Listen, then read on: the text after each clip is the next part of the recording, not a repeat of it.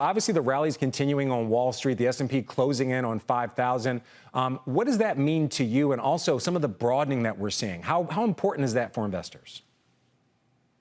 Frank, it's interesting to continue to see the market power ahead.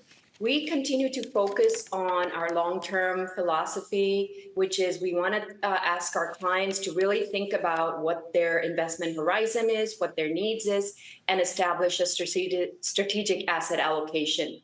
Within the strategic asset allocation, there's a definite role for equities as that engine of growth, long-term capital appreciation, and there's a place for fixed income as well. All right, so speaking of fixed income, you gave us your playbook right now for 2024, but even with, stocks, again, S&P powering towards 5,000, your number one thing is treasuries, actually short-term treasuries, so you're looking to get some yield there. I have to ask you, why do you want to be in the bond market when the equity market is showing so much strength?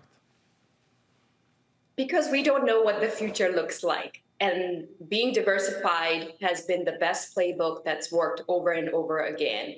So when we're looking at treasuries, we're looking at that value of the curve around 5-year maturity. And that's where we're picking up a good combination of good yields, plus preserving the flexibility. So that's where we are in terms of that. The credit risk, of course, that's where why we're in the equities for that, as you said, Frank. And you're right, there are years that equities last year returned, 25% plus, right? Mm-hmm. But if you look back to 2022, it was a tough year for equities, actually, and for bonds as well. So being diversified, running a balanced playbook is the best way for long-term meeting your financial objectives. Okay, as part of your balanced playbook, are you looking for high free cash flow stocks, also stocks with low debt?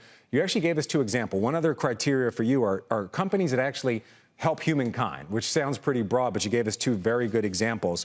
We're going to show the audience both of them, but I do want to ask you, these are both also very high valuation stocks. So a lot of people talk about the market being stretched.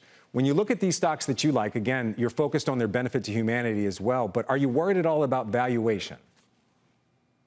When we're looking at stocks, we're really taking a long-term view. Our investment horizon is 5 to 10 years. That's why we focus so much on free cash flow, because that's really the ultimate metric for valuation for stocks. So we're looking at 10 years, doing a discounted cash flows. Some of these stocks, which are really free cash flow machines, right?